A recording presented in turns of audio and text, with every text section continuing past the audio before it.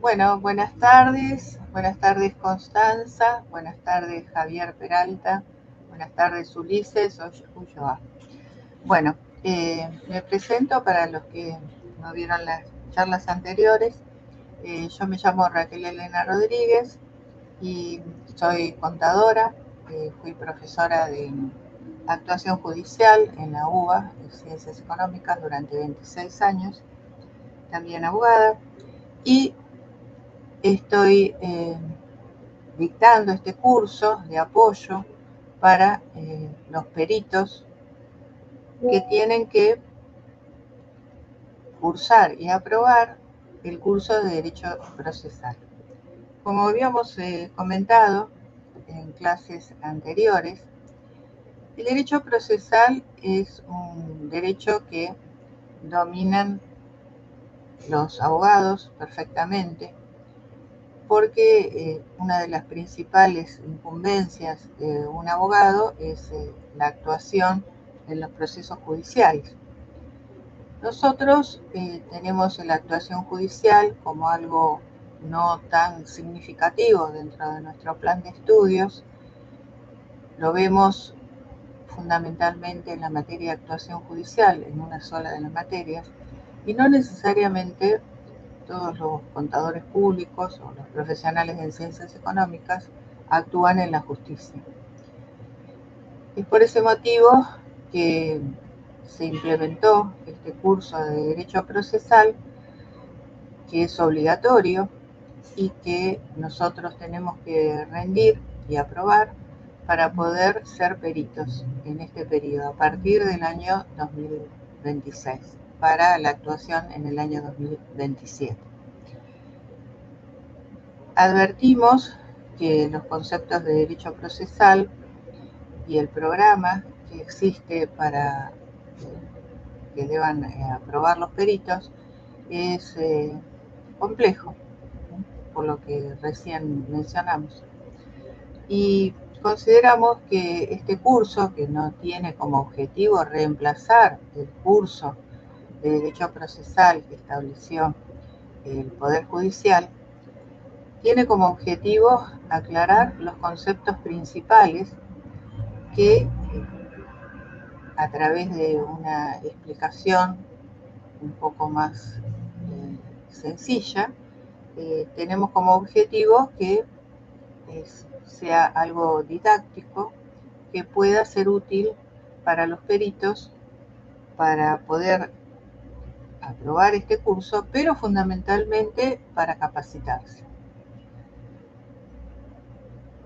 En esta unidad vamos a hablar de un aspecto específico del derecho procesal, que es el tema expedientes judiciales y también notificaciones judiciales. En las charlas anteriores vimos la organización, la estructura del Poder Judicial, por un lado,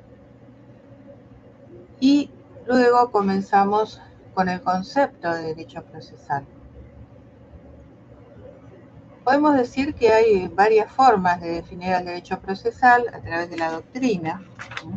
Podemos decir que Palacio dice que el derecho procesal es el conjunto de normas jurídicas que regulan la función jurisdiccional del Estado y el desarrollo de los procesos judiciales que tienen por objeto la resolución de un conflicto. Para Davis de Echandía, el derecho procesal puede definirse como la rama del derecho público que estudia el conjunto de normas y principios que regulan la forma jurisdiccional del Estado en todos sus aspectos y que fijan el procedimiento para obtener la aplicación del derecho positivo a casos concretos. Pero dijimos que lo íbamos a tratar de simplificar estas definiciones, porque estas son definiciones de juristas, procesalistas, y nosotros somos contadores y necesitamos una explicación más didáctica, más pedagógica. Bueno, podemos decir que el derecho procesal es el conjunto de normas que regulan el proceso en el cual se busca la resolución de un conflicto. Son normas que se podrían llamar de forma, son las formalidades que se deben tener en cuenta para actuar en un proceso judicial. Habíamos comentado también que el derecho procesal es instrumental. Esto significa que es un instrumento para poder implementar las normas sustantivas o de fondo, las que están contenidas en los códigos de fondo. Estos códigos de fondo son, por ejemplo, el civil, el comercial, el penal, laboral. Si nosotros queremos iniciar un proceso judicial, necesitamos de los dos tipos de derecho, el derecho sustantivo o de fondo y el derecho procesal.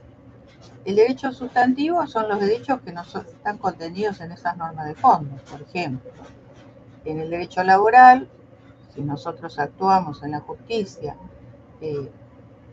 con la finalidad de actuar en un proceso laboral, vamos a ver que hay una norma de fondo, que es la ley 20.744 con sus modificaciones, y por otro lado hay normas procesales o de forma que nos van a decir de qué manera se va a poder aplicar o materializar ese derecho sustantivo o de fondo.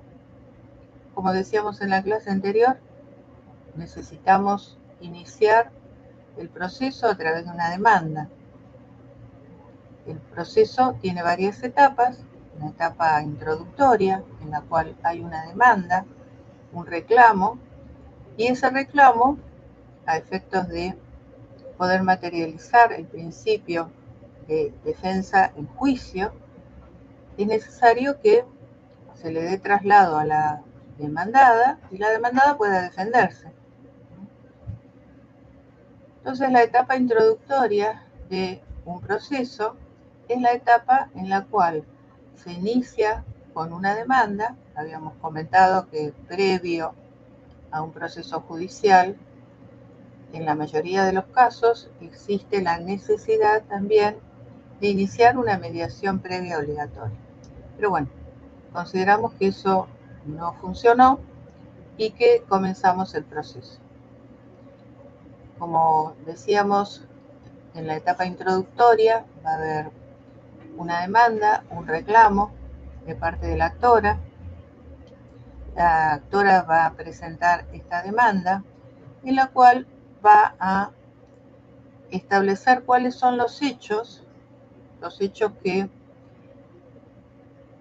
dan sustento a esta demanda. Va a explicar, si fuera un juicio laboral, cuándo inició la relación laboral el actor. Supongamos que sea un juicio en el cual se reclama una indemnización por despido. ¿En qué momento se produjo el ingreso del actor?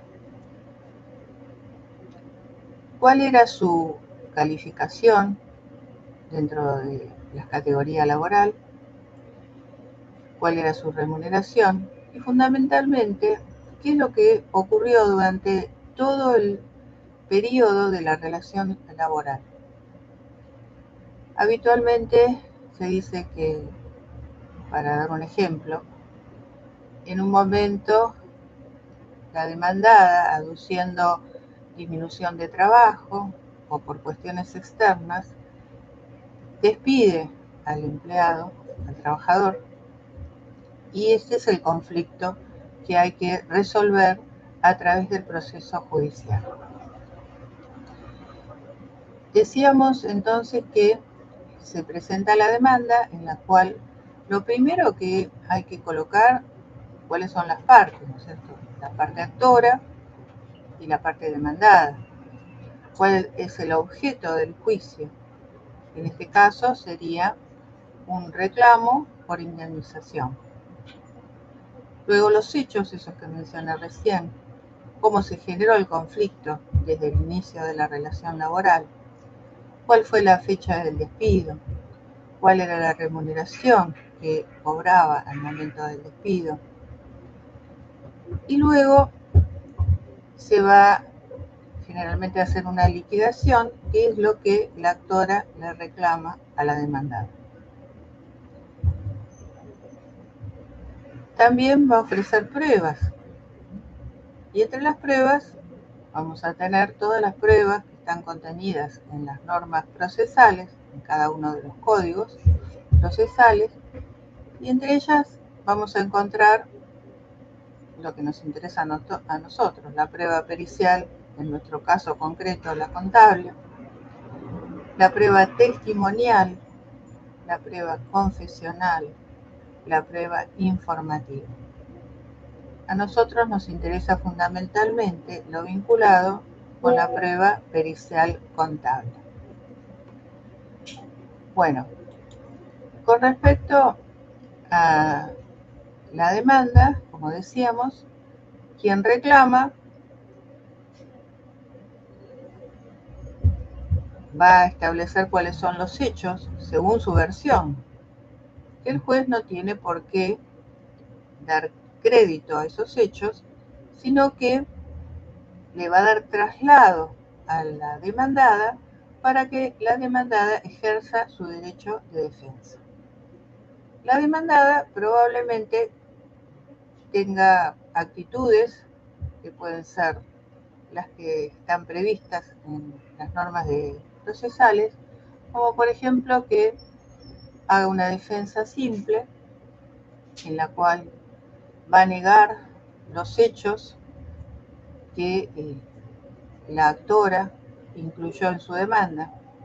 Puede oponer excepciones, que después vamos a ver qué son las excepciones, que pueden ser dilatorias o perentorias. O también puede no presentarse, y después tendríamos que ver todas las posibilidades de la rebeldía y las consecuencias de la rebeldía.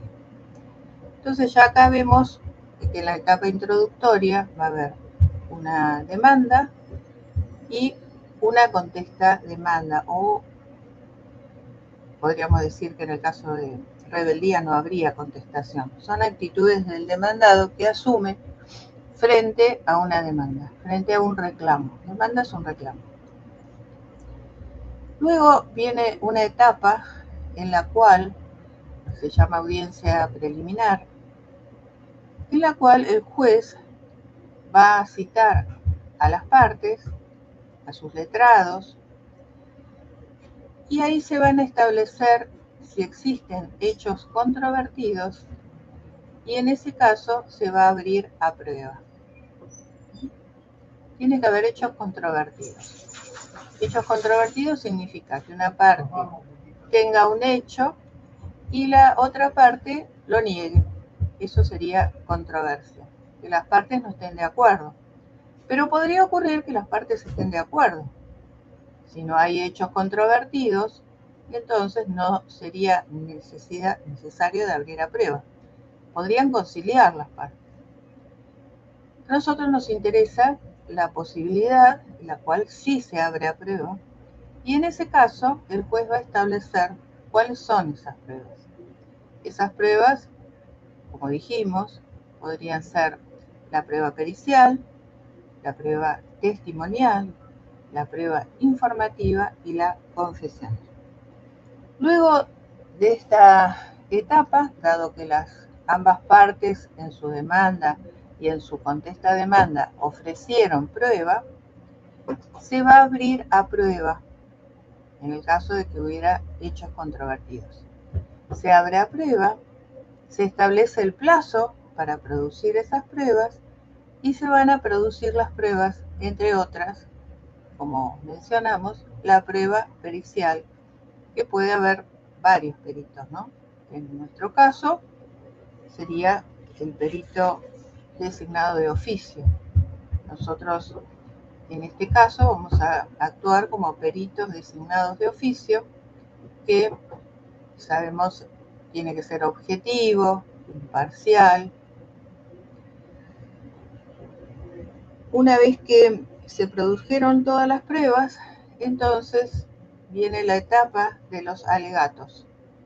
Los alegatos son emitidos por cada una de las partes y tienen como objetivo hacer una argumentación por parte de cada una de las partes, en las cuales éstas traten de lograr la convicción del juez para que en el caso de la actora tenga en cuenta la demanda y la acepte. En el caso de la demandada, por supuesto, todo lo contrario, que rechace la demanda. Luego, en las etapas del proceso, continuamos con la conclusión del proceso. Una vez que se produjeron los alegatos, se produce la etapa conclusiva o de sentencia, que podemos decir que es la forma normal de terminación del proceso. Hay otras formas anormales, llamadas anormales, como por ejemplo el desistimiento, el allanamiento, la renuncia al derecho. A nosotros nos interesa fundamentalmente es la forma más habitual es la sentencia, ¿no? Pero eso no significa que no pueda haber otras formas anormales de terminación del proceso. Una vez que tenemos la sentencia, en la cual el juez va a establecer la condena o no condena, ¿sí? Y entre otros aspectos que nos interesan a nosotros, la regulación de honorarios de todos los abogados, de todos los profesionales, entre los cuales va a estar la regulación de honorarios de nosotros los peritos. Llegada a esta etapa, comienza la etapa recursiva, en la cual las partes, los letrados y nosotros como peritos podemos interponer el recurso de apelación. Lo vamos a interponer en el mismo juez, ante el mismo juez que dictó la sentencia de primera instancia, para que lo eleve a un tribunal superior y ese tribunal revea la sentencia y la puede confirmar, la puede rechazar, la puede confirmar parcialmente. Recién en ese momento la sentencia va a tener fuerza de cosa juzgada cuando vuelva de la Cámara, o también en el caso de que no se interponga el recurso oportunamente, por ejemplo, o no se interponga directamente, también se declararía desierto el recurso y esa sentencia adquiere la fuerza de cosa juzgada. ¿Qué significa eso? Que ya no puede haber otros recursos, aunque en algunas cuestiones excepcionales podría haber un recurso extraordinario ante la Corte, pero no es lo habitual tampoco, es para cuestiones excepcionales, que ya se explicaron en otra reunión. Bueno, entonces vimos todas las etapas del proceso y hoy vamos a hablar del expediente. ¿Qué es el expediente judicial? Hay expedientes judiciales y administrativos. ¿Pero qué es un expediente? Un conjunto de actuaciones referidas a un mismo caso. En el caso de los judiciales, a un mismo proceso. ¿Cuál es la forma del expediente judicial? En la actualidad es digital. Pero durante muchos años el expediente se instrumentaba en papel. Entonces, de cada uno de los escritos que contenía ese expediente, había que presentar copias. Esto en la actualidad no ocurre porque el mismo sistema genera las copias. Entonces nosotros presentamos un escrito en el portal judicial y el mismo sistema genera las copias para cada una de las partes. Bueno, van a contener entonces el expediente los escritos electrónicos, las notificaciones que también van a ser electrónicas, los recursos los vamos a hacer en forma electrónica, las firmas van a ser digitales. Y estos expedientes electrónicos que están vigentes en la actualidad tienen como ventaja agilizar los trámites y la reducción del uso del papel. Es decir, antes, cuando se enviaba una cédula, tenía que tramitarla el oficial diligenciador y eso hacía que los expedientes judiciales demoraran muchísimo tiempo. Entonces hay uno de los principios procesales que se llama economía procesal, en el cual hay que tratar de hacer todo lo posible para disminuir los procesos judiciales, disminuir el tiempo. Y este expediente electrónico o digital hace que se disminuyan los tiempos de los procesos. Bueno, entonces ya habíamos hablado de todas las etapas del proceso que van a estar contenidas dentro del expediente. Van a tener la demanda, el expediente, la contestación de la demanda, la oposición de excepciones en el caso de que las partes, la demandada haya opuesto excepciones. Y el otro aspecto importante es el acceso remoto. Antes, las partes, los letrados fundamentalmente, si querían ver el expediente, tenían que concurrir personalmente al juzgado y pedir el expediente, que era un expediente que estaba encuadernado, en papel. Hoy en día el acceso es remoto, a través de la página del Poder Judicial. Cada uno de los peritos, en nuestro caso, va a acceder al expediente a través del portal del Poder Judicial con un usuario y contraseña. Bueno, vamos a ver entonces, si nosotros queremos subir escritos, este procedimiento también se va a hacer en forma digital. Nosotros tenemos que seleccionar el expediente en el cual queremos subir un escrito y lo tenemos que subir en PDF firmado con firma digital. Este escrito debe contener los datos del presentante, la carátula, el objeto, la firma, es decir, todos los requisitos que habitualmente tiene un escrito.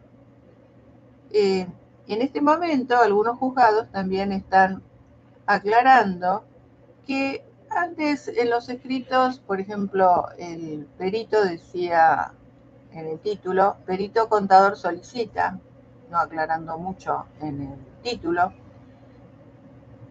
y los juzgados están pidiendo que sea más completo el título, porque eso ayuda a quien tenga que tramitarlo, que se entienda cuál es el contenido de ese escrito, qué es lo que se va a pedir. Si yo digo, perito contador solicita, hay que leer todo el escrito para saber bien qué es lo que se está pidiendo. Lo mismo siempre en el escrito, el título del escrito tiene que coincidir con el petitorio. Si yo digo perito contador solicita, tengo que decir solicita, por ejemplo, plazo,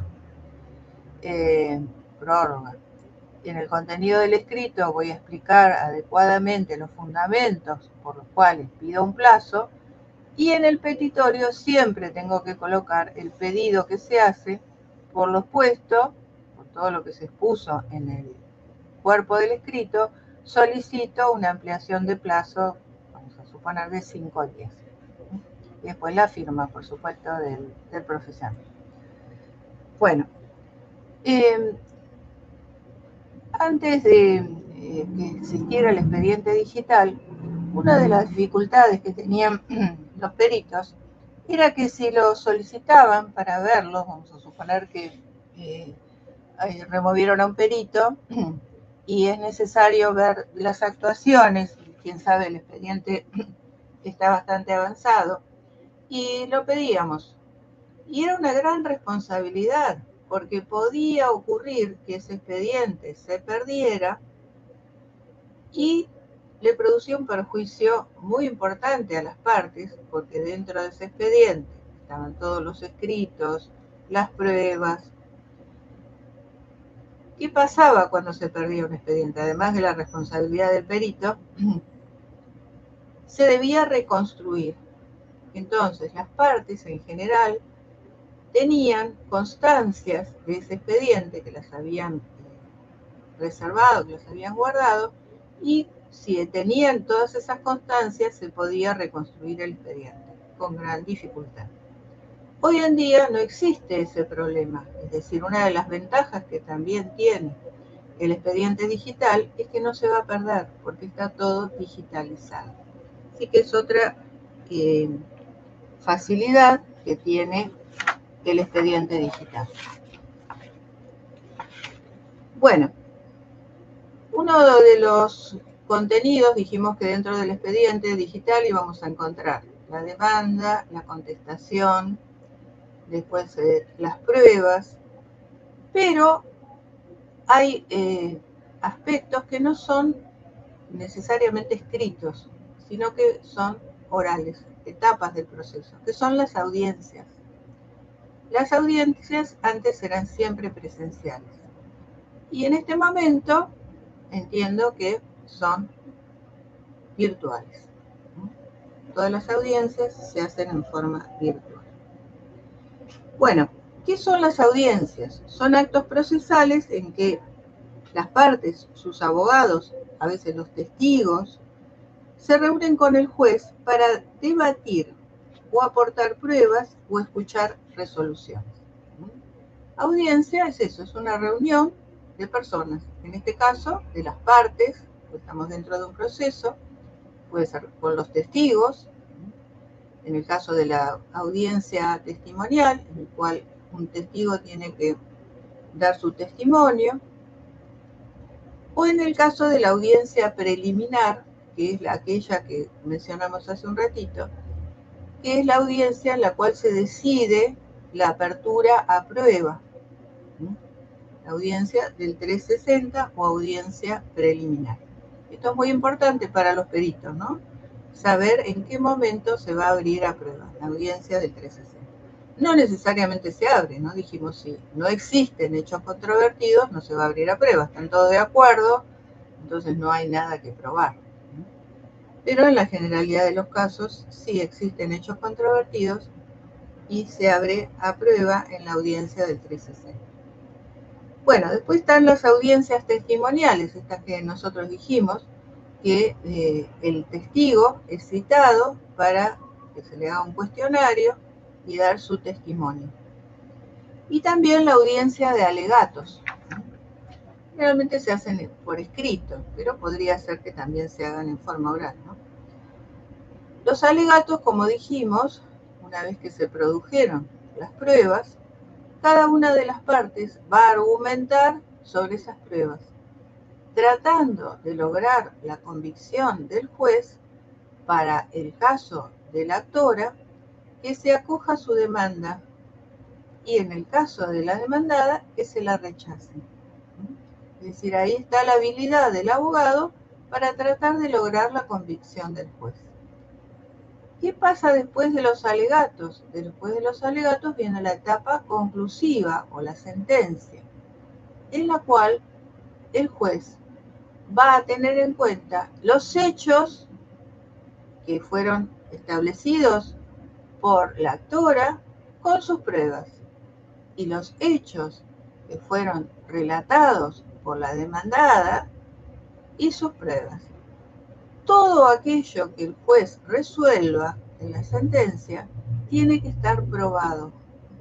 No puede haber hechos sin pruebas.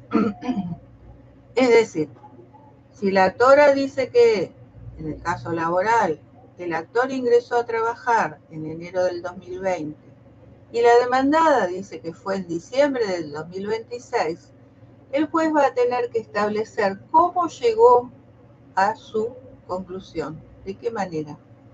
Y era de acuerdo a la prueba pericial, en los libros figura en tal fecha. Pero justamente en el área laboral vamos a ver que no necesariamente los libros son la principal prueba. A veces los libros no contienen la verdad de los hechos, ¿no?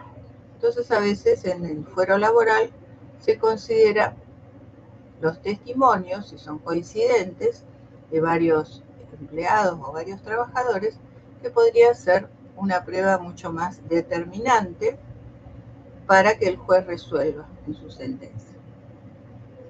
Bueno, entonces hablábamos de la audiencia del 360, que dijimos que es la audiencia preliminar, muy importante, porque ahí se define si se abre a prueba o no.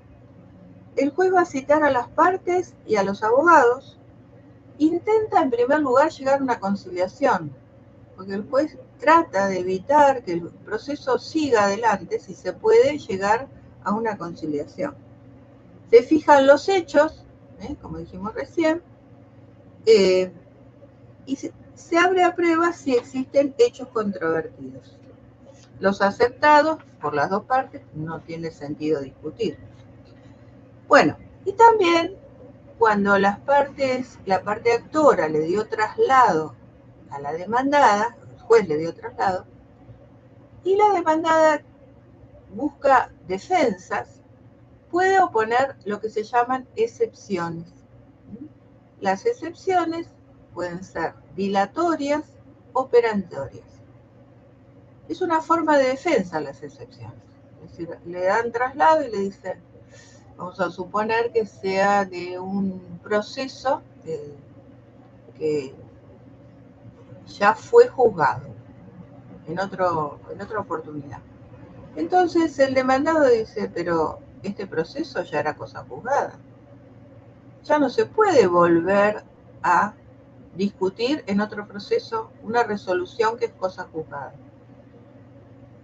Mediante esa excepción de cosa juzgada, se concluye el proceso, no puede seguir adelante.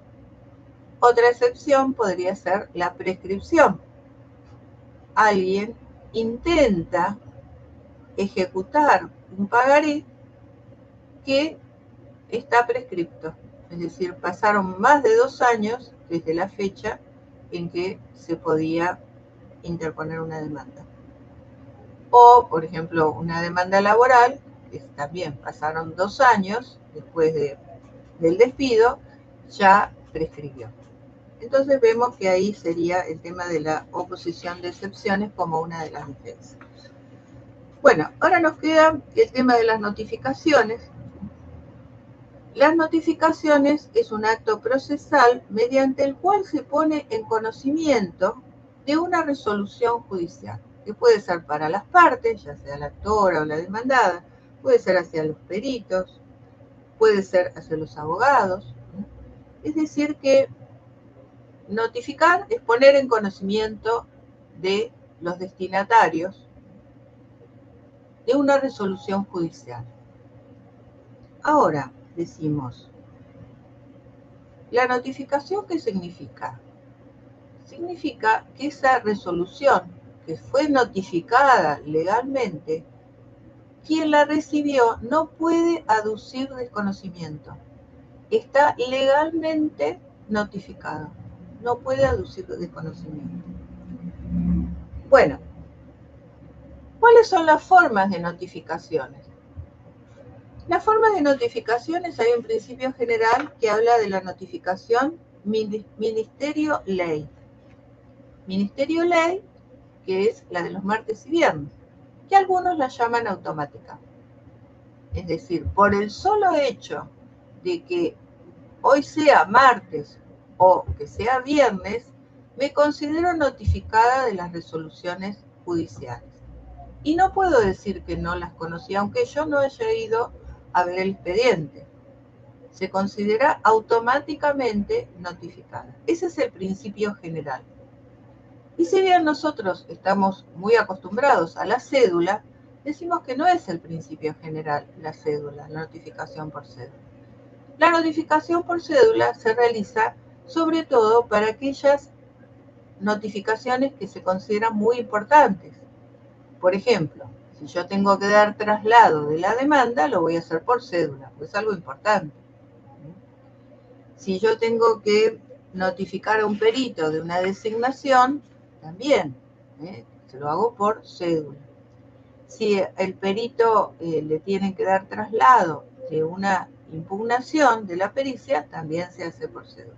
Es decir, el Código Procesal establece específicamente cuáles son las situaciones o los casos en los cuales hay que notificar por cédula.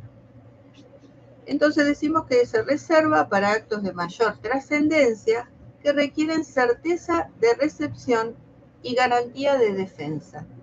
No es la regla general, sino que se utiliza para actos procesales relevantes. Bueno, vamos a ver ahora también qué importancia tiene la notificación. La notificación tiene, me falta la tácita. La notificación tácita es el retiro del expediente, bueno, en este caso ya no se retiran más los expedientes, implica la notificación de todas las resoluciones judiciales. O sea que hoy en día no tiene mucha importancia la notificación tácita. Bueno, vamos a ver cuáles son los principios procesales que están afectados a través de la notificación. Por un lado, la bilateralidad y por el otro, la contradicción. La bilateralidad garantiza el derecho de defensa, es decir, todo lo que dice una parte o todos los escritos que presenta una parte, si el juez tiene que resolver en función de ello, le tiene que dar traslado a la otra parte. Por ejemplo, para dar el ejemplo más importante, cuando se presenta la demanda. Hay alguien que hace un reclamo, establece los hechos, ¿no? Y el juez no va a fallar, no va a sentenciar en función de lo que le dice exclusivamente el actor en la demanda, sino que le tiene que dar traslado al demandado para que se defienda y además para que contradiga aquello que dice el actor, si lo considera procedente, por supuesto, ¿no? Entonces, decimos que la notificación tiene en cuenta dos principios procesales muy importantes. Uno, la bilateralidad y el otro, la contradicción. Todo lo que dice una parte, cuando el juez tiene que resolver, previamente le tiene que dar traslado a la otra parte. En este caso, como dijimos, en el caso de la demanda, la contesta demanda, el traslado a la demandada. Y en el caso de las pericias, cuando nosotros presentamos una pericia, se le da traslado a las dos partes, al actor y al demandado, y luego el juez resuelve. Es decir que algunos hablan de escuchar a las dos campanas antes de resolver. Bueno, ahora vamos a ver otro tema que es muy importante también y que está vinculado con la nulidad, pero específicamente de las notificaciones. Bueno, vamos a suponer que se envía una cédula para dar traslado de la demanda al demandado. Pero el demandado no la recibe porque estaba mal su domicilio, constituido domicilio electrónico en este momento, ¿no? Porque se equivocó la actora. Entonces, si no se presenta, si no contesta, no es porque no quería contestar, sino porque no la recibió. Entonces, el hecho de que haya habido un vicio hace que en ese caso, por la importancia que tiene ese vicio, se debe considerar nula esa notificación, porque le produce un perjuicio al demandado. Entonces, uno de los aspectos que tenemos que tener en cuenta siempre para declarar una nulidad es que ese vicio que tuvo la notificación en este caso produjo un perjuicio importante al demandado, le afectó su derecho de defensa, entonces se considera nula esa notificación y se va a proceder a notificar correctamente para salvar o subsanar esa nulidad. Bueno, entonces podríamos decir que hoy lo que comentamos es lo que corresponde a esta clase, que hicimos un repaso de lo que es el derecho procesal y fundamentalmente nos referimos al expediente judicial, cómo está compuesto, que está compuesto por todas las actuaciones que se refieren a un mismo proceso, que el expediente está digitalizado, que va a contener todas las etapas del proceso, desde la demanda hasta la sentencia y posteriormente los recursos, como el recurso de apelación, o en su caso el recurso de queja, cuando el recurso de apelación no fue aceptado, el afectado el perjudicado por ese rechazo del recurso de queja, del recurso de apelación, va a poder interponer un recurso de queja. Vimos que el expediente judicial hoy en día está digitalizado, que todas las actuaciones están digitalizadas, o en algunos casos, como en el caso de las audiencias, a diferencia de lo que eran antes, que eran presenciales, ahora son virtuales. Y vimos todo el tema de las notificaciones como una forma de poner en conocimiento una resolución judicial. Vimos que la notificación tiene como objeto poner en conocimiento una resolución judicial y que esa resolución judicial nadie puede aludir desconocimiento. Vimos que la más principio general en materia de notificaciones es la notificación por el Ministerio de la Ley, que también algunos la llaman automática, que por el solo hecho de que sea un martes o un viernes, esa notificación se va a considerar que la parte tomó conocimiento de ese hecho, aunque realmente no haya visto el expediente, por el solo hecho de que sean esos días. Luego vimos la notificación por cédula, para las notificaciones más importantes, y alguna notificación que no la mencioné hoy, pero la mencioné en la clase anterior,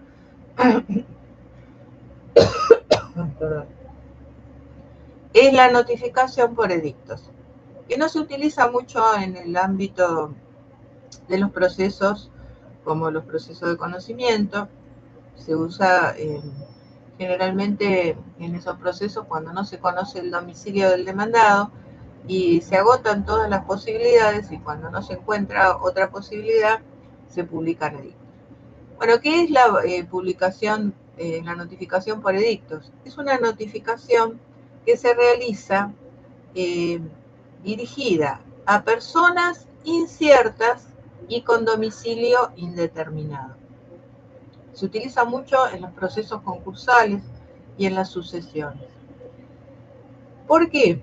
Porque en las sucesiones yo tengo que notificar a todos los herederos conocidos o los posibles herederos. Quién sabe, hay herederos que yo no conozco y no sé dónde viven. Entonces, por el solo hecho de haber publicado un edicto, se considera que esa persona está legalmente notificada, aunque no haya leído el edicto. Se utiliza también para notificar las leyes.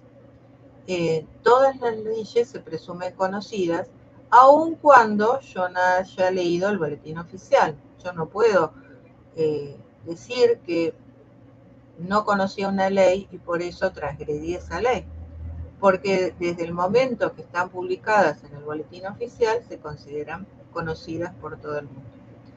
Luego se utiliza mucho en los concursos y en las quiebras, para fundamentalmente notificar a los acreedores de la apertura de un concurso o de la quiebra. ¿Para qué se utilizan en esos casos? Porque también podría ocurrir que yo no conozca a todos los acreedores del deudor y a través de esa notificación estoy convocando a todos los acreedores del deudor para que concurran al proceso concursal o a la quiebra.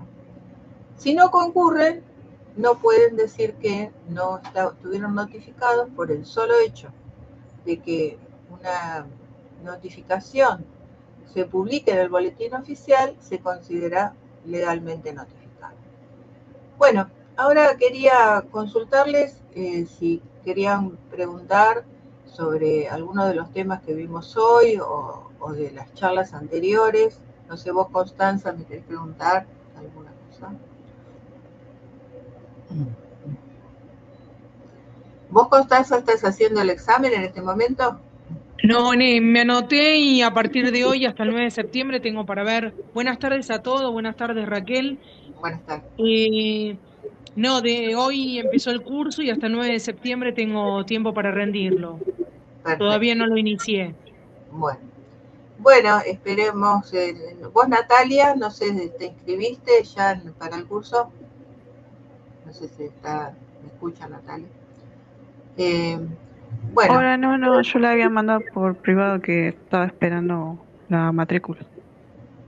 sí, sí, me acuerdo que vos me dijiste. Vos es más que nada porque querés adquirir conocimientos para actuar como perito en el futuro, ¿no? Claro, sí, sí, sí. Está- eh, sí, porque bueno, yo entiendo que más allá de este curso, creo que es muy importante seguir estudiando derecho procesal porque es muy importante.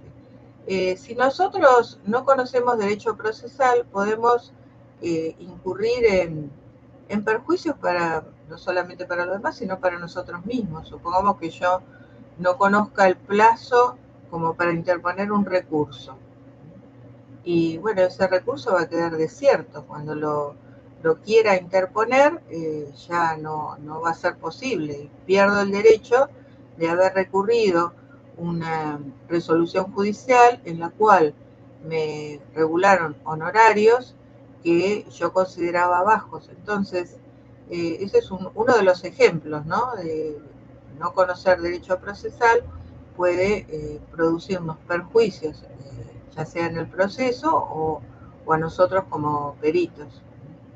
Entonces es muy importante conocer el derecho procesal, no solamente las normas procesales en general, sino los códigos de procedimiento de acuerdo a la materia en la cual estamos actuando y la jurisdicción. No es lo mismo el código procesal laboral de, de la provincia de Córdoba que el de la provincia de Chaco, porque cada una de las provincias tiene la facultad de dictar sus propios códigos procesales.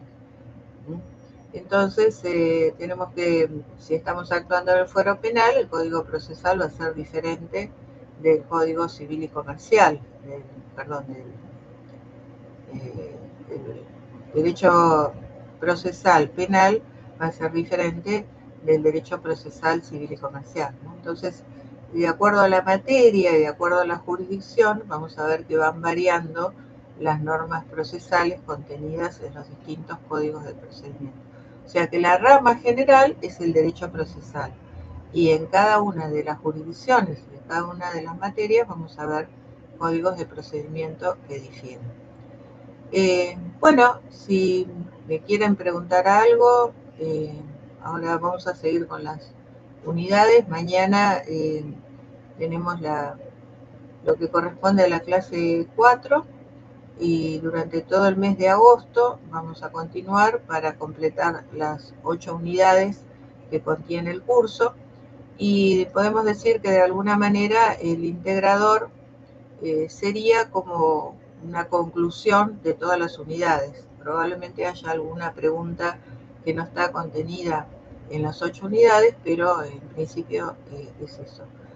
Como entiendo que ya saben, tienen 8 cuestionarios, cada uno de los cuestionarios tiene media hora para poder contestarlos, y luego hay un examen integrador que contiene 10 preguntas. En el caso de los cuestionarios de cada una de las unidades tienen media hora y tienen que responder mínimo 4 preguntas correctas sobre 5. Y en el caso del integrador son 10 preguntas, tienen una hora y tienen y contestar mínimo 7 preguntas correctas sobre 10. Bueno, creo que más o menos eso es todo. Si no me tienen que preguntar nada, concluimos la clase de hoy. ¿Alguna preguntita? Bueno, Natalia y Constanza, entonces, si les parece, nos vemos mañana. Sí, gracias, muchas gracias. Muchas Chao, gracias. Natalia. Sí, Raquel, muchas gracias. Hasta mañana. Mañana nos vemos. Bueno, mañana. chao, Ulises, chao, Javier. Hasta mañana. Hasta mañana.